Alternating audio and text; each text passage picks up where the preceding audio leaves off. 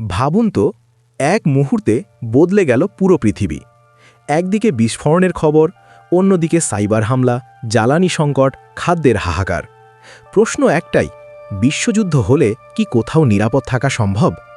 বিশেষজ্ঞরা বলছেন, আধুনিক বিশ্বযুদ্ধে শূন্য ঝুঁকির দেশ নেই।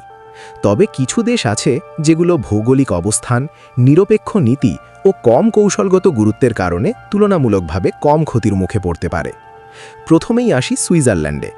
শতাব্দীর পর শতাব্দী ধরে নিরপেক্ষ থাকা এই দেশটিতে রয়েছে পাহাড়ের নিচে বাংকার, শক্ত সিভিল ডিফেন্স ব্যবস্থা। তাই যুদ্ধ বিশ্লেষকদের মতে এটি হতে পারে অপেক্ষাকৃত নিরাপদ আশ্রয়। এরপর নজর যাক নিউজিল্যান্ডের দিকে। পৃথিবীর প্রায় শেষ প্রান্তে অবস্থিত এই দ্বীপদেশ যুদ্ধক্ষেত্র থেকে বহু দূরে। নিজস্ব খাদ্য উৎপাদন আর কম জনসংখ্যা, সব মিলিয়ে ঝুঁকি তুলনামূলক কম। একইভাবে আইসল্যান্ড, ছোট জনসংখ্যা, বড় সামরিক ঘাঁটি নেই, বৈশ্বিক রাজনীতিতে সরাসরি জড়িতও নয়।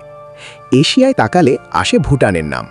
কৌশলগত দিক থেকে কম গুরুত্বপূর্ণ, সামরিক জোটের বাইরে, তাই সরাসরি হামলার সম্ভাবনাও কম।